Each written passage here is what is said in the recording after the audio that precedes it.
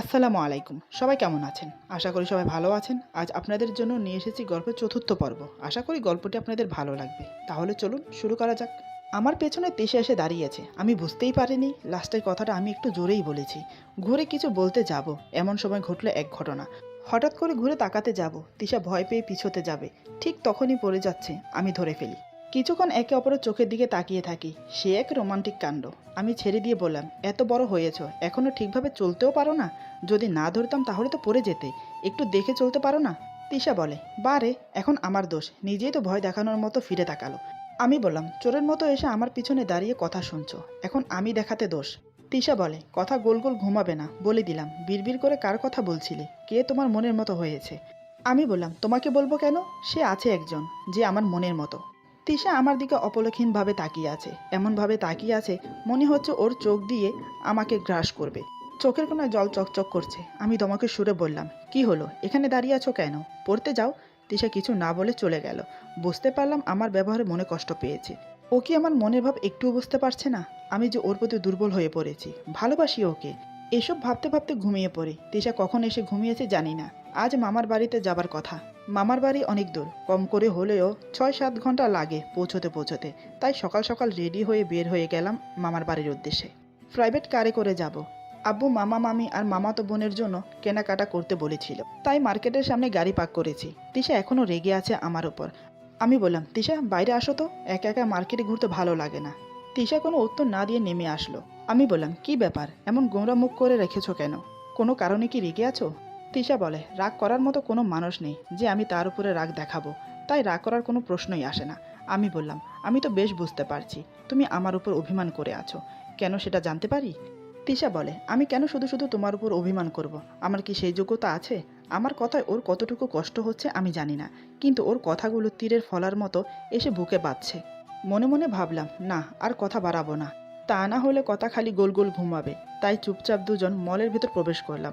তারপর মামা মামির জন্য পোশাক কেনা হয়ে গেছে। এবার শুধু মামাতো বোনের জন্য কিনবো। কিন্তু কি কিনবো বুঝতে পারছি না। মামাতো বোন নাইমা অনেক ছোট, কেবল ৩য় শ্রেণীতে পড়ে। অনেক খুঁজে তিশার পছন্দ মতো একটা ড্রেস কিনলাম। তিশা আবার নাইমার জন্য কিছু কসমেটিক কিনতে বলল।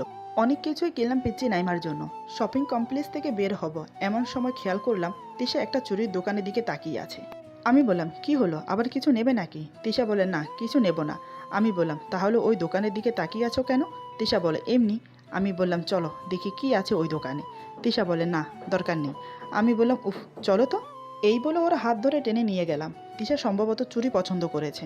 আমি লোকটাকে বললাম চুড়ি দেখাতে। লোকটা চুড়ি বের করে দিল। আমি বললাম, এই চুড়িটা ভালো না, আরেকটা দেখান।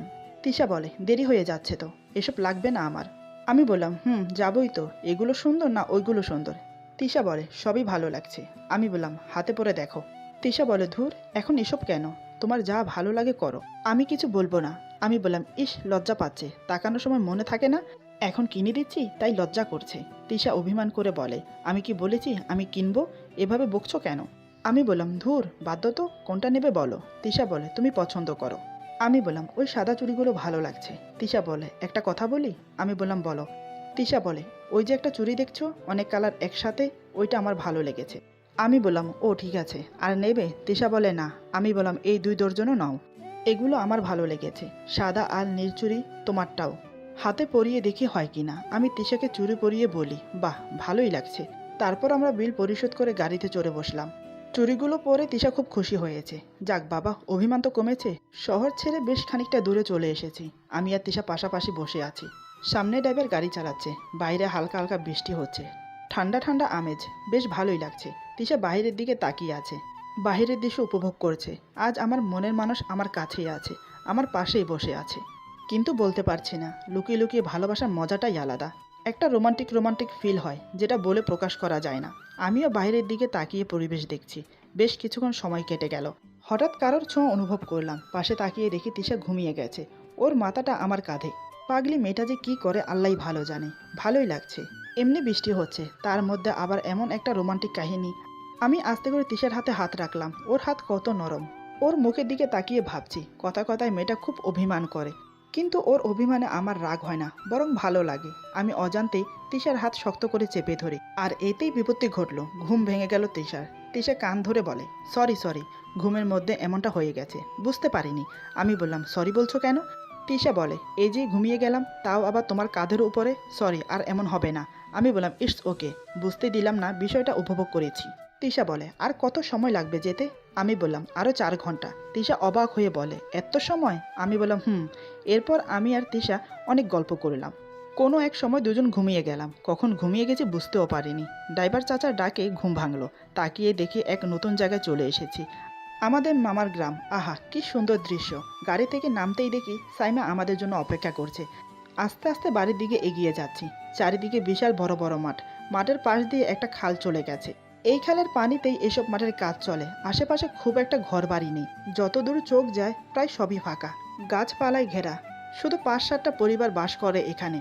অবশ্যই মাঠের পাশে বাড়ি হওয়ার পরেও বাড়ির অন্যরকম একটা পরিবেশ আছে। আর এই সাইডে বাড়ি না থাকলেও খালের অপর পারে জনবহুল এলাকা, পারাপারের জন্য একটা সাঁকো রয়েছে।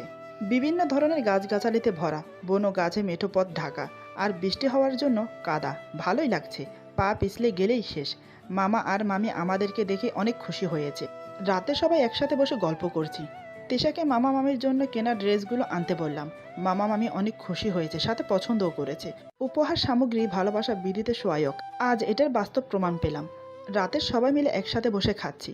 মামা আর মামি তিশার সাথে বেশ ভালোই মিল হয়েছে। ভেবেছিলাম কালো বলে অবহেলা করবে, কিন্তু তার বিপরীত কিছু হলো। আবার নাইমাও খুব দ্রুত তিশার ভক্ত হয়ে গেছে। মামা বলে, ছোটবেলায় মুরাদ যখন গ্রামে আসতো তখন আর যেতেই চাইতো না, আর সেই মুরাদ এখন আসতেই চায় না। মামি বলে, তখন মুরাদের নানা নানি ছিল, তাই আসতো। তাদের প্রতি মায়া বেশি ছিল, আমাদের প্রতি কি আর মায়া আছে? মামির অভিমানী কথা শুনে কি উত্তর দেব বুঝতে পারছি না। তারপরও নিজেকে স্বাভাবিক করে বললাম, আসলে মামি, এখন কাজের চাপ বেড়ে গেছে, তাই আর আসা হয় না। তোমরা মন খারাপ করো না, এরপর থেকে আমি আর তিশা মাঝে মাঝে আসবো। মামা বলে, ছোটবেলায় মুরাদ অনেক দুষ্ট ছিল, একটা কাহিনী বলবো, শুনবে নাকি কেউ? নাইমা বলে, আব্বু বলো, শুনবো। মামা বলে, আমার আব্বু মানে মুরাদের নানা হাঁস মুরগি পালতে অনেক ভালোবাসতো। একবার আব্বুর হাঁসের অনেকগুলো বাচ্চা হয়েছিল, আর তার মধ্যে মুরাদও এসেছিল বেড়াতে।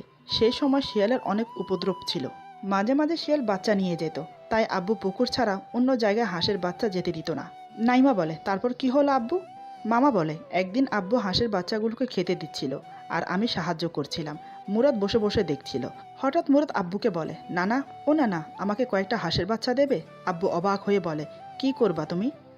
মুরাদ বলে, নানা জানো, ওই যে দূরের মাঠটা আছে না, ওই মাঠে অনেক শিয়াল থাকে, ওদের খুব খিদা লাগে রাত্রে, তাই শুধু ডাকে। তুমি আমাকে যদি হাঁসের বাচ্চা দাও তাহলে ওদের খেতে দেব।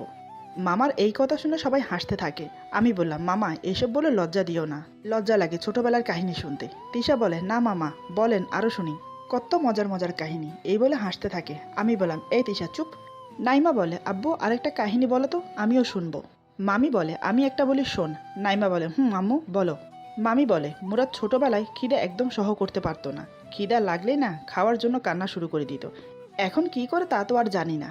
একবার আমি আর ভাবি মিলে পিঠা বানাচ্ছি, সব প্রায় শেষের দিকে। মুরাদের খুব খিদে লেগেছিল, আর ভাবিকে খুঁজে পাইনি।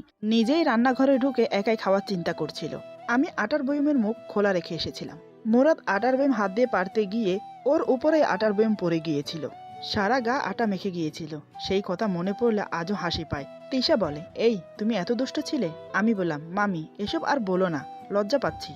তিশা বলে, জানেন মামি, এখনো খাবার পাগল আছে, একটু এদিক ওদিক হলেই শেষ। এভাবে গল্প করতে করতে আমাদের খাওয়া শেষ হলো। রাত 11:40 বেজে গেছে, বাড়ির সবাই ঘুমিয়ে গেছে। আমি আর তিশা জানালার পাশে বসে গল্প করছি। ওর সাথে ইদানিং মাঝে মাঝে বসে গল্প করি, না হলে ও আবার খুব মন খারাপ করে। আগে তো কাছেই যেতে চাইতাম না, তবুও এখন একটু একটু কাছে যাই। পরিষ্কার আকাশ, আকাশের চাঁদ, হালকা হালকা বাতাস, অসাধারণ পরিবেশ। কিন্তু সেই সময় কারেন্ট চলে গেল। মামার বাড়িতে বাথরুম বাহিরে, ঘরের সাথে কোনো কানেক্ট নেই। আমি আর তিশা দুজনেই একসাথে বাথরুমে গেলাম। তিশা বাহিরে দাঁড়িয়ে আছে, আমি আগে ওয়াশরুমে গেলাম। বাতাসে গাছপালা নড়ছে। আমি বাহিরে আসার পর তিশা গেল।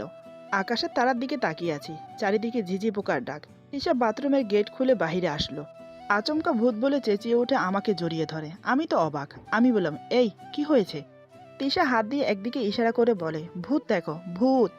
এই বলে আমাকে আরো শক্ত করে জড়িয়ে ধরে, দুই হাতে আমার পিছনের শার্ট খামচে ধরেছে। আমি বললাম, কই, কিছুই তো দেখছি না, ভালো করে দেখাও তো। তিশা মাথা তুলে মাঠের দিকে দেখাতে গিয়ে বুঝতে পারলো সে আমাকে জড়িয়ে ধরে আছে, আমাকে ছেড়ে দিল।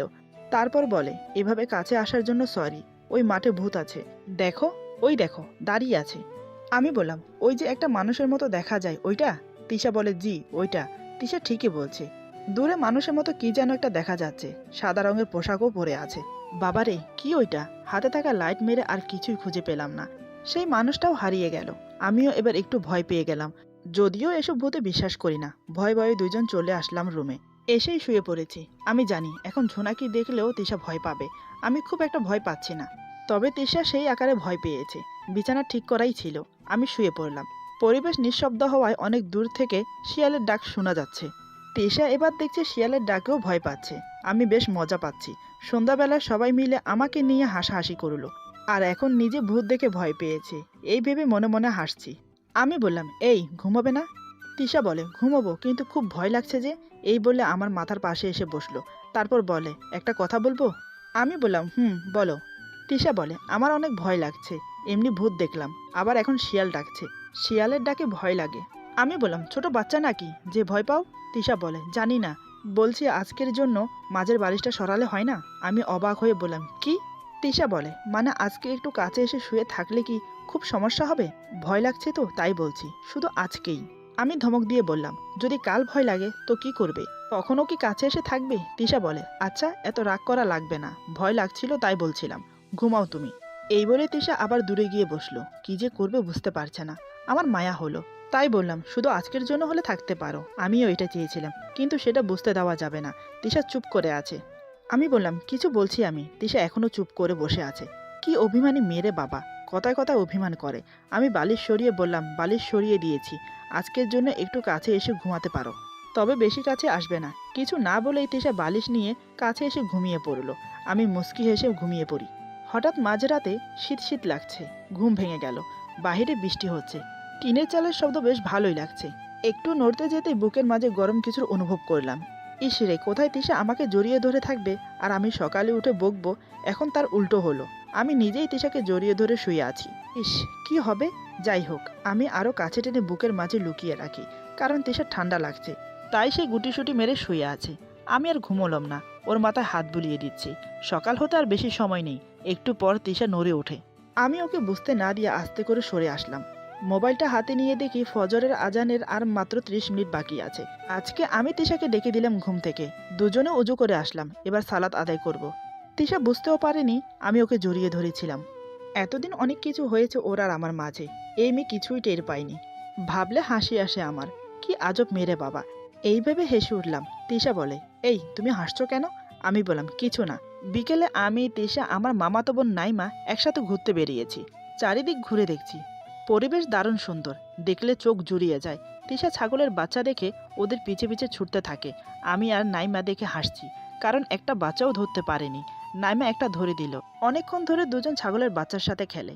আমি অবাক হয়ে দেখে যাচ্ছি। তারপর আমরা বাড়ির দিকে রওনা দিলাম। কিছু দূর আসতেই তিশা পিছলে পড়ে গেল।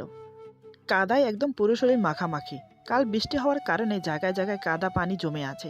তিশা পড়ে যাওয়া দেখে আমি কি হাসবো না বকা দেব বুঝে উঠতে পারছি না, কারণ মেয়েটা পায়ে খুব ব্যথা পেয়েছে। আমি এগিয়ে এসে উঠে দাঁড় করালাম, জিজ্ঞেস করলাম, একটু দেখে চলতে পারো না? তিশা বলে, দেখেই তো চলছিলাম, হঠাৎ কিভাবে যে পা পিছলে পড়ে গেলাম বুঝতেই পারিনি। আমি বললাম, ছোট বাচ্চার মতো এভাবে ডাংডাং করে হাঁটলে পড়বে না তো কি করবে? তিশা করুণ কণ্ঠে বলে, তুমি রাগ করছো কেন? আমি কি ইচ্ছে করে পড়ে গেছি? আমি বললাম, এখন হেঁটে যেতে পারবে? তিশা বলে, মনে হয় পারবো না, পা ফুলে গেছে। আমি তাকিয়ে দেখলাম সত্যি মেয়েটার পা ফুলে গেছে। অগত্যা কি আর করা, ওকে এখন পাজা কোলে করে বাড়ি নিয়ে যেতে হবে। আমি ওকে পাজা কোলে করে হাঁটতে লাগলাম। তিশা বলে, এই তুমি কি করছো? ছাড়ো আমাকে, মামা মামি দেখলে কি ভাববে বলো তো? আমি বললাম, আমার শখ হয়নি তোমাকে কোলে করে নিয়ে যেতে। না, আমার কোনো ইচ্ছা আছে, শুধু পায়ে ব্যথা পেয়েছো বলে নিয়ে যাচ্ছি, এখন চুপ থাকো। কথাগুলো আমি রাগের সাথেই বললাম, কারণ বাইরে ঘুরতে আসা পর্যন্ত এই মেয়ে আমার সাথে একটি কথা বলল না। ছাগলের বাচ্চা আর নাইমার সাথে খেলে গেছে, আর আমি গাধার মতো দাঁড়িয়ে দাঁড়িয়ে তা দেখে যাচ্ছিলাম। রাগ হলেও তবে মেয়েটার জন্য খারাপ লাগছে, পাটা ফুলে গেছে, কয়দিন বিছানায় পড়ে থাকবে কে জানে।